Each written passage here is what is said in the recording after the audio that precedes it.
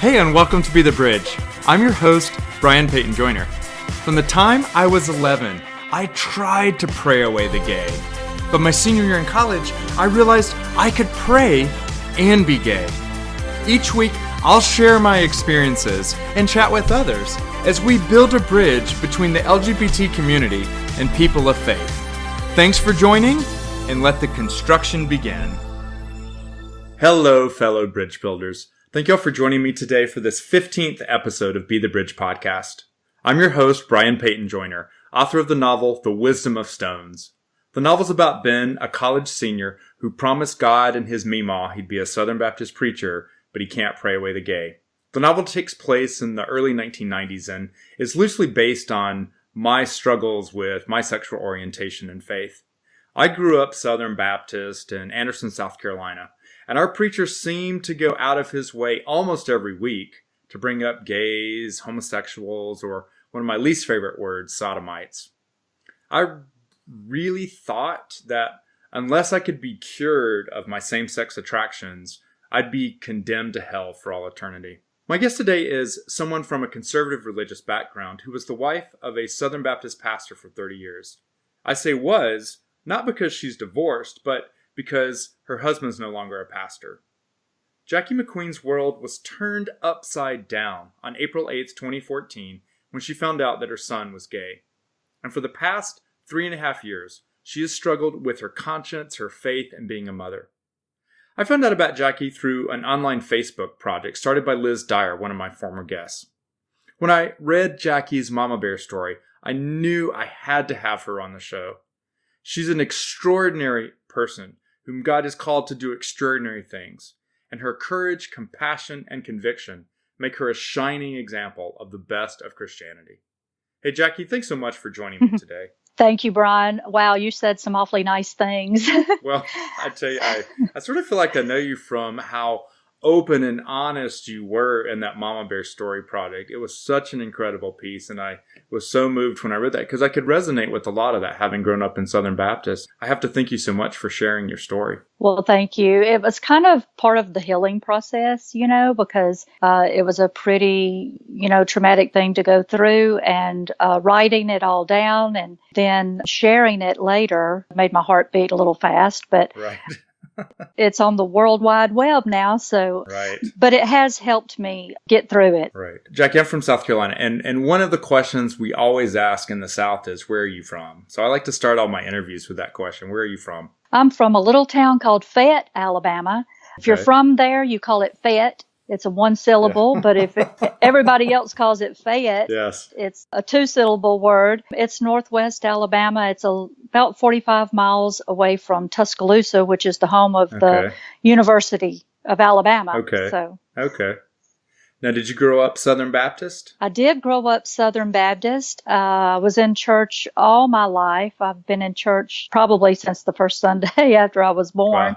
Wow. And even though my parents divorced when I was in the 5th grade, they were always, I was always in church even after that. And my husband and I grew up in the same church. So. Oh, wow. That was pretty interesting. How did you two meet? Well, we probably met in the nursery, but we were best of friends all through school. We were in the same grade. He's 13 days older than me. And so his mother taught me in the 4th and 5th grade Sunday school class. And we were in school together and in the youth group together and did all kinds of stuff. We were friends before we dated, and we've just always known each other. Right. Wow. That's incredible.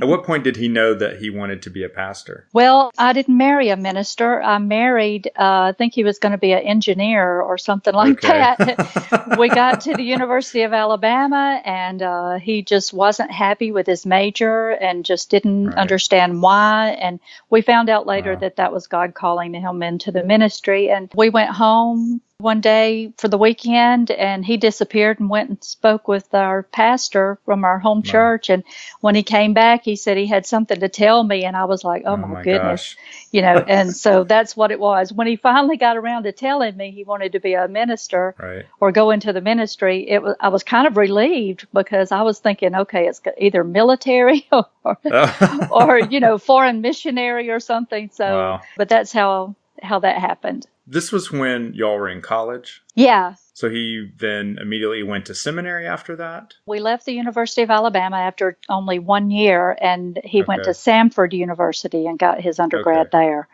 and then went on and got his doctorate degrees. So what is it like being a preacher family, or, what is it like being sort of the first family of a Southern Baptist church? I believe the blessings far outweigh the problems by far. Right. It has been a very fulfilling life. Right. It's been great to be able to help other people. My husband has baptized children and buried parents and married people, and we've gone through all kinds of ups and downs and everything with these people. They become like family. Right. Our personal family was very much under the microscope. Right. They always keep a close eye, seems like, on the pastor's family and pastor's kids especially. Right. The PKs, I guess, are called, right? Oh, yeah. Sort of held up to a higher standard. Oh, yeah. Tell me a little bit about the church that he was called to in 2004. Where was that, and what was sort of the environment in that church? How large a church was it? Oh, gosh, I'm not good with numbers, but we probably, starting out, it was a lot lower, but they probably ran about 250 in Sunday school. That's kind of the measurement that most pastors use. Right. It was a very loving church, very welcoming to visitors. Right. Just had a good feel to it. It was like family. They quickly became like family to us. Right. I was the women's ministry leader there and very involved with the women. And we had stuff going on all the time. I just had a lot of friends there. We felt very welcome and at home there. It was that kind of atmosphere. Right. Is that in a small town, or is that there in Tuscaloosa? It's in Northport, which is kind of outside of Tuscaloosa. It's a part of Tuscaloosa. Okay. Kind of in the rural area. At that point in time, had you known anyone who was gay? Not really. Certainly not closely. And at that point in time, sort of in the 2014 time frame, did you suspect at all that your son Addison might be struggling with his sexual orientation? Oh, yeah. We knew as early as 2 years old that he was different. He just was not like his older two brothers. Right. When you raise three boys, it was a lot more than just personality differences, because all three of my boys are greatly different. Right. This was more than that. It was more than just personality differences. And we could tell it very early on, but we dared not speak of it because Baptist minister's family and being raised Southern Baptist, it was a sin. And that was something that we would have hated for our son. Right. And so we just never spoke of it. And I thought if he never speaks of it, then it won't happen. Right. What was the sin? Was the sin being gay, or was the sin acting on that? Because that was something that I really struggled with as a kid. And I think I sort of prefaced that in the intro of, I really felt like just having these attractions was inherently sinful. And that in and of itself was going to keep me from salvation. Right. It's funny looking back. Funny, like not so funny, but it's crazy actually looking back at our conservative beliefs. Right. We really did believe that being gay was a sin because we believed it was a choice. Right. That having those attractions in and of itself was something that people chose to do. Right. And if it's and sin is something that you choose. Right. That was the belief. I remember when I was a kid, the pastor really seemed to talk about Sodom and Gomorrah a lot. Or maybe it was just me, because that's what I was sensitive to. But is that something that you heard a lot as a kid or in the church? And is that something that your husband talked about a lot, this sort of sins of sexual immorality? Well, when Sodom and Gomorrah came up, that was where the conversation went. But to be honest, I never heard this topic really preached from the pulpit or taught in depth in any kind of study in Sunday school or Bible study or anything like that. The topic was basically avoided. Right. And maybe I think a lot of times people just don't even expect that it could even happen. So you don't even need to worry about it. It's so foreign, I think. Right. At least it was for me. Well, looking back, Scott has even said that when he was in seminary, no professor even tackled this subject. They never did an in-depth study in seminary on this topic. They just basically read over it. This is what it says. This is what it means, and went on. Right. So you worked as the women's ministry leader there in the church. Can you tell me a little bit about the time commitment and how much work you put into that position? Oh, my goodness. It was my life. Right. I have a full-time job. I have for most of our marriage, but other than working my 8 to 5 job, my whole life was in this church. Right. I constantly had things going on for the women and tried to plan events that would encourage their spiritual growth and personal growth and fellowship with each other and build relationships and also do work in the community as well. Right. And we stayed very busy. Yes. So let's set the stage for the particular moment when you found out your son was gay. So it was April 8th, 2014. And you said your husband was approaching his 10th anniversary of ministry, and he was in the middle of revival services. Oh, yeah. I'm very familiar with revival services, but I'm sure a lot of listeners won't be. Tell me a little bit about what is a Southern Baptist revival?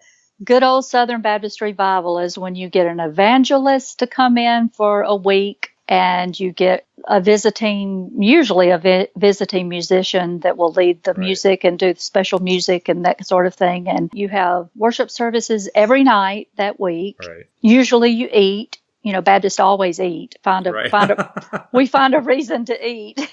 Right. But that's what it was. During the day, Scott would spend time with the visiting pastor, making visits and that sort of thing. And so his days were pretty busy also. Okay. Was this something that your church did on an annual basis or every couple of years? What sort of led to having this particular revival series? Well, growing up Southern Baptist, it was always an annual thing in most churches that we were in. But my husband didn't really, he has always kind of done things a little differently. He didn't want to have a revival just because it was time to have a revival, the spring revival. But he did do something similar to this every year. And it was obviously a super busy time when you had the revival services, but during that week, he called you and asked you out for lunch. What was on your mind when you got that phone call and said, hey, let's have a lunch date? Oh, yeah. Well, I always enjoy a lunch date with my husband.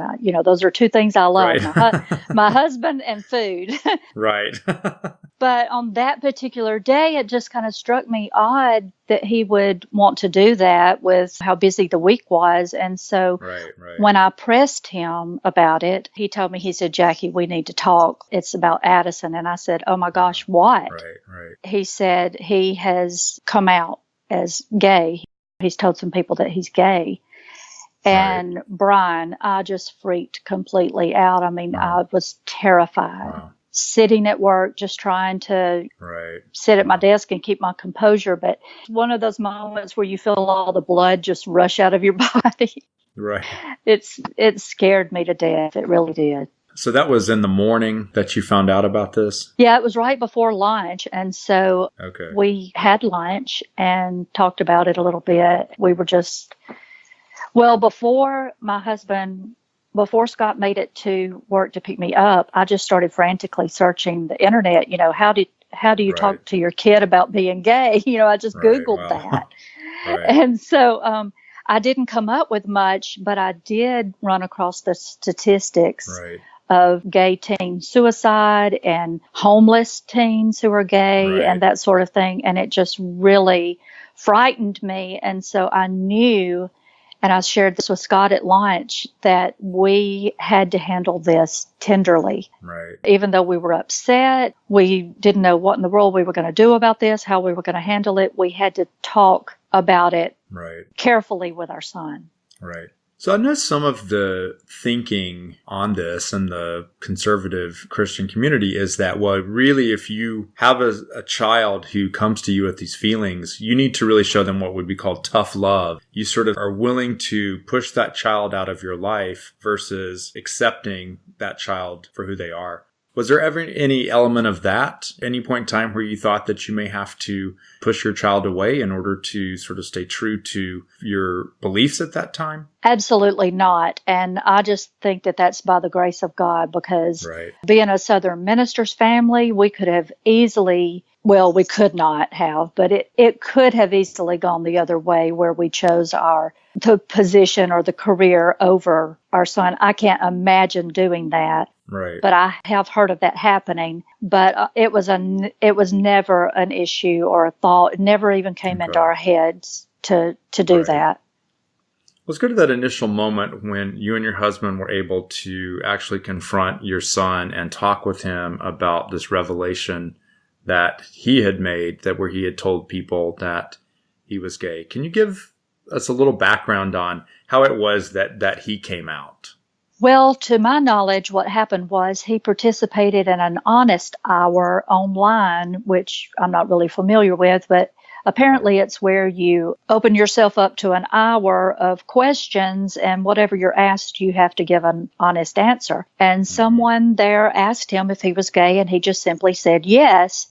It was not kids that he knew or any, kids from around here. I don't really know even who it was. He may not have even known who it was. But somehow one of the kids in the youth group saw that. And I think they went to their dad or parents, who then went to the youth director, who then went to the music director, who then went to Scott and told him, I'm so sorry. And he said, what are you talking about? And he said, well, I just heard, that Addison came out as gay. And he said, what? That was the first that Scott heard about it. That's how it started. And so we made it through the revival services the best that we could and came home. And anytime our kids have a serious talk, they have to come and sit on our bed. The three of us came in our bedroom, and Addison sat on the bed, and Scott pulled up a chair, and we confronted him about it. I was praying just constantly the whole time. Scott did most of the talking, and he just asked him what had indeed happened. And Addison confessed that, yes, he did say that. And Scott said, son, I got to tell you, your mother and I are very disappointed in your decision. Decision to become gay, to be gay. And Brian, I looked at my son's face and, tears. And he said, Dad, this is not a decision. Why would anybody choose this? He said, why would I choose to be treated differently and go through, a life like this? And he said, I've prayed every night my entire life for God to change me and make me not be this way. He said, but I wake up the next morning the same. And in that moment, was that something where you realized maybe for the first time that being gay wasn't a choice, or was it something that happened later? That look on my son's face told me that something was up with this, and we were going to have to find some answers somehow because his life depended on it. I didn't care what it took. Our love for our son was on one hand, but our deeply embedded Southern Baptist conservative beliefs were on the other. And so it was definitely a conflict. Well, but I think you acted on your beliefs out of love and hoping that maybe there would be a way for him to change. So I think people a lot of times act on their beliefs, not out of a place of hatred, but really I do believe they act out of a place of love on those beliefs, and they do want maybe what's best for their son or their relative or whatever. When I saw his reaction that night and heard and actually listened to what he was saying, I realized that we had to find some answers somehow. I did not know what that was going to be, but we had to come to some kind of answer that was based on really researching this topic and finding out the truth. How old was Addison at this point? He was 17. And when I came out, my parents asked me this question: was there something that we did wrong? Was there something that happened? Were you abused? Did you have any of those questions in terms of trying to see if you could figure out maybe a root cause for these feelings? Or did you just sort of really understand in that moment that this is something he hadn't chosen and you weren't going to be able to fix it or change it? It's kind of strange because, like I said earlier, this was something that we saw in him as a child.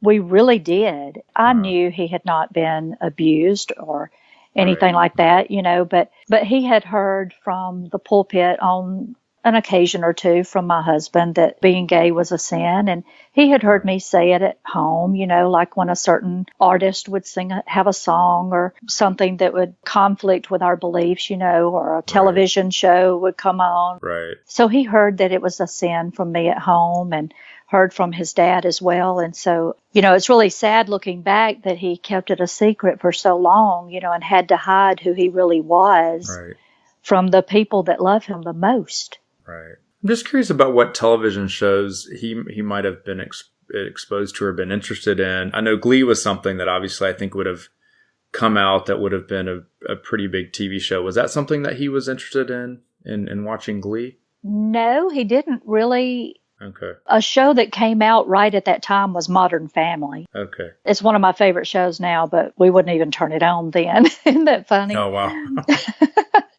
I wanted to read one of the passages from your story. Why would God give us a gay son, knowing it meant the death penalty for a Southern Baptist minister? We couldn't reject our son, but were we wrong to accept him? How could anything good come from this? It felt like a curse. Right. It did feel like a curse. Why is being gay somehow a super sin in the Southern Baptist Church, as opposed to something like adultery, which in the Bible, adultery makes one of the top 10, but yet we allow divorces and we allow divorced people to come back and be full members in the Southern Baptist Church. Why is gay a super sin? First of all, divorce is so widespread. It's a little more than 50%. Right. So if you cast away everybody that's been divorced, you wouldn't be able to pay the light bill. But you know what I mean? Right. Being on this side of the situation, I really don't understand that. Why homosexuality is looked at as the unpardonable sin when all these other things are accepted. I've often wondered why conservative Christians spend so much time focused on the lives of other people. Yes. Right. I have enough of my own problems to deal with. Right. So oftentimes, other people's problems have no bearing on my own life. Right. But this topic seems to be that thing for some reason. Gluttony is a sin. Right. In Southern Baptist belief, at least. I would never dream of going up to someone who is overweight and say, you don't need to eat that third piece of cake, because that's a sin. I would or tell them, say, look, step on the scale before you come into this church. Right. I would never put it upon myself to say something like that to anyone, even though obesity could lead to their death. It could be harmful to them. And, I might have some kind of responsibility to say something to them if I really care about that person. That's a good parallel I haven't really thought of. But I would never do that because it's none of my business. Right. So tell me a little bit about what happened in the church after this initial episode of his, he sort of came out, or it was discovered, and then people knew about it, and then there was some expectation, I guess, that you and your husband would take action. Oh, yeah. What was the expectation? First of all, everybody loved Addison. Right. Everybody loved him. The kids in the youth group loved him. He was popular. The adults loved him. They thought he was funny. He was entertaining. He was in the dramas that the youth group would do. He went on all the trips. He was involved in everything until he said those two words, I'm gay. Wow. And when that happened, the kids basically treated him the same from what I could tell. He didn't have any complaints about how the kids treated him in the youth group or anything like that. But the youth leaders and the adults and the church leaders definitely had a lot to say about it and expected Scott to act on it and do something about it. How old was the youth leader? Oh, I don't know. In his 40s, I guess. Okay. Yeah, married with a family. What did Addison do after that? I doubt very seriously all of a sudden he started waving rainbow flags in the church and doing all sorts of things to try and recruit others. No, but that was the fear, Brian. That was the fear, is that he was going to try to turn other kids gay. Can you believe that? I don't think people understand in this day and age that there's a huge part of this country where people really don't understand sexual orientation, sexual identity, And they do think that it's something that is communicable, like the cold or something. If you're around someone who's gay, maybe you would catch it. Or that there's some great recruiting tactics that gay people have, that if they can just talk to a child, then somehow they can convince the child of all the benefits, and the child's just going to throw aside their opposite sex attractions and say, okay, now all of a sudden I'm attracted to my same sex and let me be gay. Right. It all comes down to that basic belief that it's a choice. Right. As long as you believe it's a choice, believing that it's a sin is just parallel to that. Right. But in our situation, a pastor's son being gay was just the most horrible thing that could happen to a minister's family, or we thought it was at the time. Right. It really was the death penalty, because if we left the Southern Baptist Church for that reason, no other Southern Baptist church would have my husband. And so not only would he be leaving the pastorate, he would be leaving the denomination. It wasn't just leaving that position.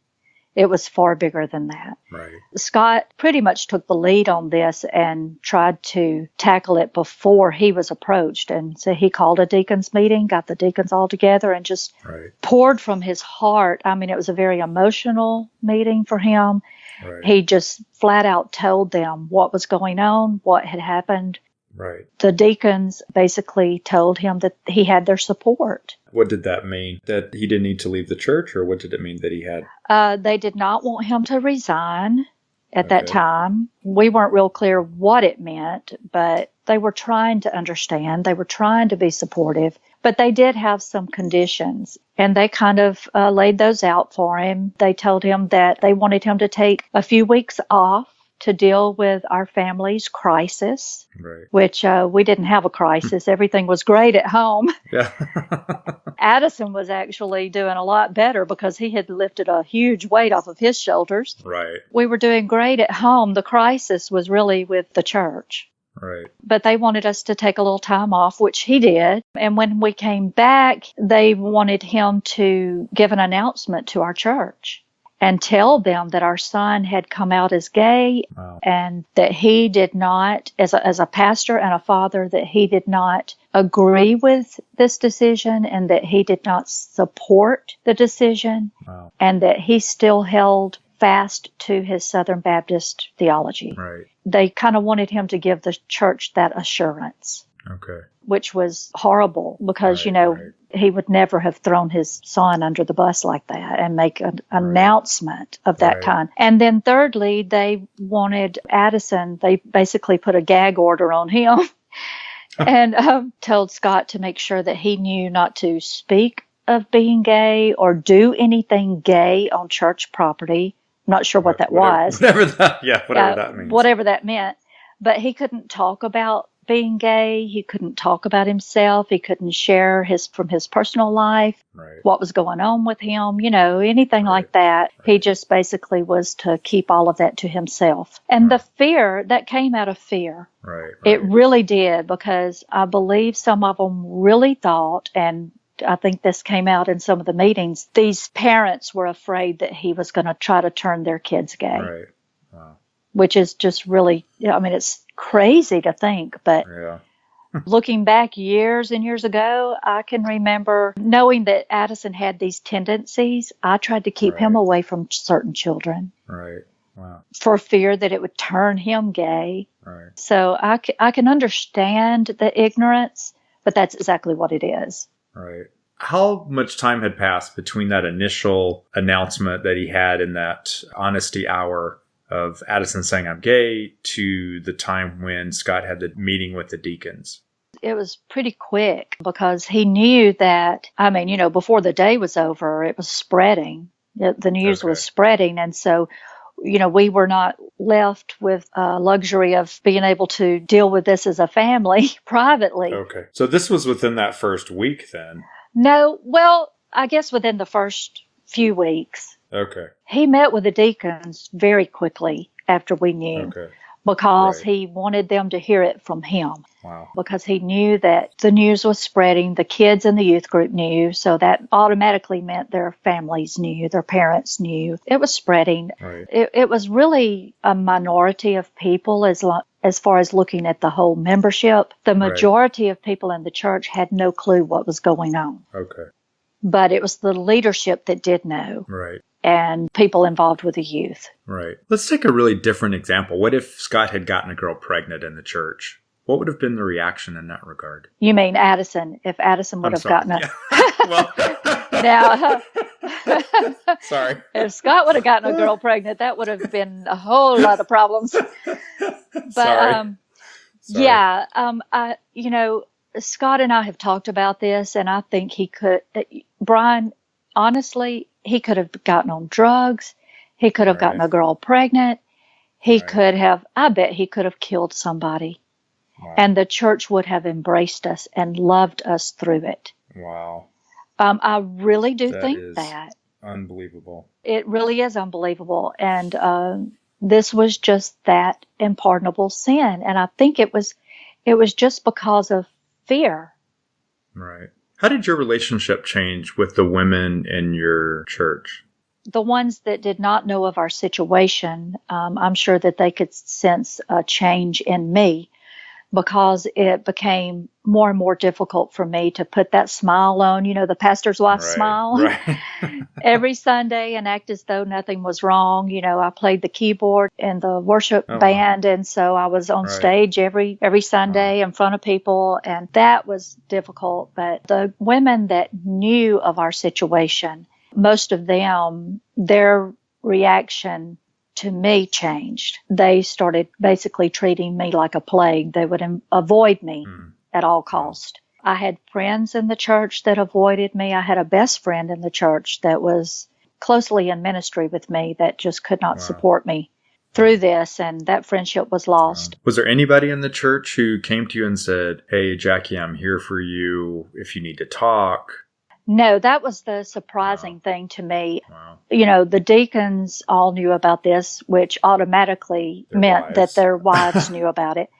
And some of these women were my friends, but I never, and even the deacons, that I never heard that kind of support. I never heard, "Let me pray with you. Let me love on you. What can I do to make this better?" No, I had one well-meaning woman in the church come up and she asked me if Addison still thought he could be a Christian now that he had decided to be gay. Right. What does she mean by that? She meant exactly, this is a sinful choice. You can't you can't be a Christian and be gay. Right. I had another one ask me or tell me that she was sorry to hear about Addison, that she knew that it was a disease and that she wished that Scott and I would have known about it earlier when he was small so that we could have gotten him help and gotten a cure.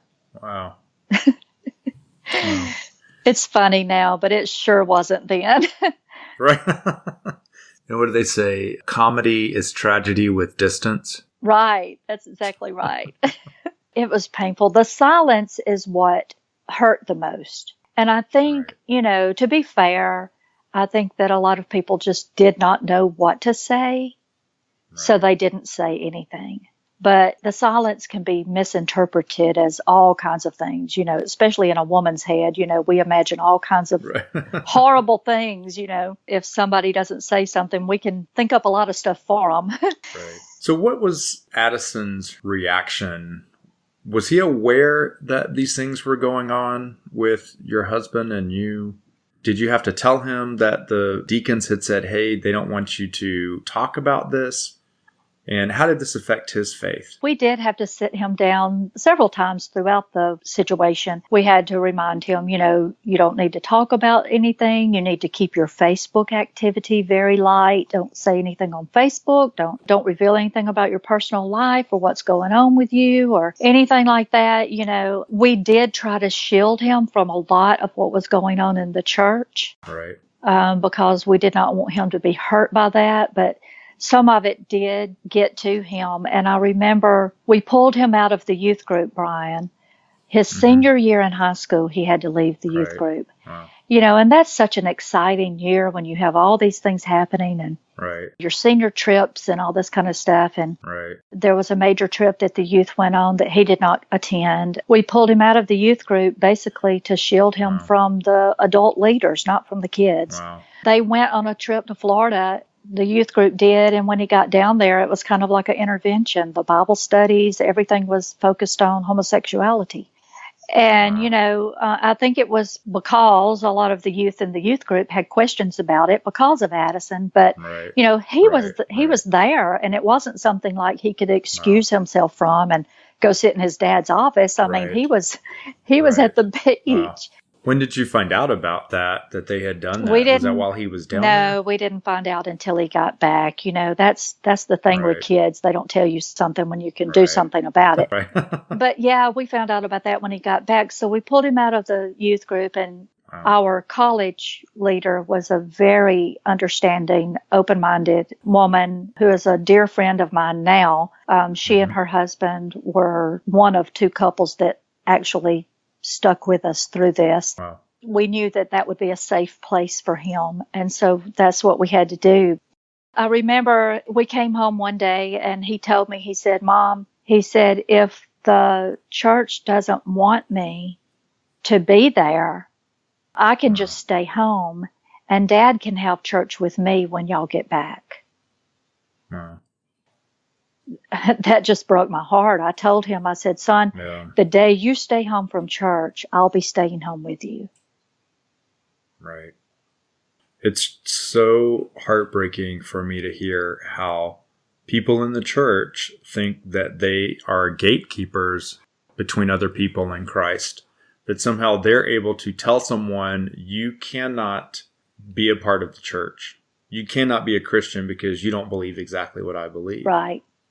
And that for me as a Baptist was something I have always felt very odd about, because when I was a Baptist, we were taught the priesthood of the believer was like the fundamental core principle on being a Baptist, and that each individual has the right for himself, herself to read the Bible, interpret it, talk to the Holy Spirit, talk to Jesus, and have the whole experience of saying, this is what I'm being called to believe, and this is my faith. Yeah, well, I think Southern Baptists have kind of reined that in a little bit. Yeah. It's not working so great for them. I think they've tossed it out. Right. I don't think that is working as well as it used to. Right. So that has changed a little bit. So how long was it from the time that all of this came about in April until the time that you and your husband left that church? Well, we spent the whole year after Addison coming out. We spent an entire year researching. Okay. Scott met with the deacons, kept them informed, and, they kept wanting to know, preacher, what are your feelings on this? What are you doing about this? And he would tell them, I'm researching. Right. I'm looking at this. I've got to come to some answers. And he assured them if and when he came to a point where he no longer agreed with the Southern Baptist doctrine on this issue, they would be the first to know. Okay. But he started researching everything he could get his hands on. He read every book that he could find. He studied the Greek and the Hebrew and church culture and church history and all kinds of stuff like that. I'm not that big of a book person, so I just went, I found me some support people online. I found the Gay Christian Network, who were lifesavers to me. That was the first time I had really even met gay Christians, and these people were rock solid in their faith, and they were patient with me because early on they knew that I was, Southern Baptist, and I saw all of them as sinners, Brian. I really did. And they were patient with me and loved me through this process. They prayed with me online. And they took me from A to Z and just loved me through the whole thing. And then they also led me to a group of women online, these private Facebook groups of moms who were going through the very same thing that I was, because I couldn't talk to women in the church about this. And that was my circle of friends. Those were my friends, but I couldn't go to them with this. I could not mention it to them. I had nobody other than now my sister. I did cry on her shoulder quite a bit. And my mom was very understanding, although I don't think she really understands what it is to be gay. My family was very supportive, as much as they understood. They were very supportive. But friends, I couldn't go to a friend about this. Anyway, we spent the entire year, Scott did, deeply researching this topic. And it basically took him a year. And at the end of that year, I just remember one day him saying to me, he said, "Baby, I don't think the church can handle me anymore." Wow. And I said, "What do you mean?" He said, "I've changed." Wow. He said, "I don't believe that I can pastor the church with integrity any longer." He said, "This is not about Addison. It's not even about him now." He said, "I'm not the same person I was. Wow. This has changed me, and there's no going back." And I felt the same way. And that's when he made the decision and let them know that he couldn't pastor anymore. But one thing I think is very interesting, when people get to that point, and I've talked with a lot of people who have gone through a journey similar to yours, at the end of it, they have not turned their back on their faith.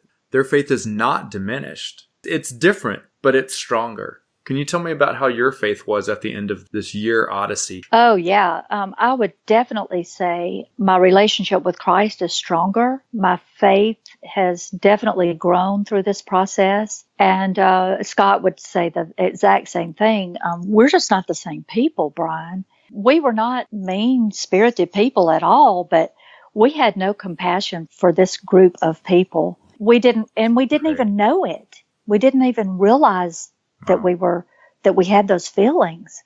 God gifted us with a gay son and used him to teach us how to really love like Christ. I've always taught all three of my boys. There's several things. Well, they could probably give you a whole list of things that I kind of cram down their throats, you know. You're a good mother. That's but expected. I always tried to teach them, you're just as good as anybody else, but you're not one bit better. Right. And I would teach them to treat other people the way you would want to be treated and to love other people the way Jesus loves you. Right. I'll tell you, I have learned more about the unconditional love of Christ and how to actually love people like Jesus. I've learned that more from my gay son and having gone through this experience than I could have ever taught him. Wow. What once was a curse, and it really did feel like a curse in the beginning. I mean, I felt like our life was over. It has been the greatest blessing. And we're just not the same people. And I would never want to go back to the way I was before. Wow. Hey, Jackie, thank you so much for sharing with me your story. And I want to ask you one last question that I ask all the guests. What do you think can be done to build a bridge between the faith and the LGBTQ community? Is there anything that we can do to reach some of those people who still believe that being gay is a choice or a disease or worse? You can try to change someone, but if they are not open to change and willing to change themselves, then you kind of hit a brick wall. But what changed me was listening. Right. When I listened to my son pour his heart out to us, that's what changed my way of thinking on this topic. And, you know, I bet if you were to ask the average church member how many relationships they have with gay people in the community, most of them would say none. They don't talk to gay people. They have their own preconceived notions of what being gay is. But they have not sat down and listened to that from a gay person. I think everyone needs a gay friend. You know, I just think everybody should have one gay friend so that they can learn about this. Hey, thank you so much, Jackie. And I appreciate talking with you. And I know your husband has a book that's coming out. He does.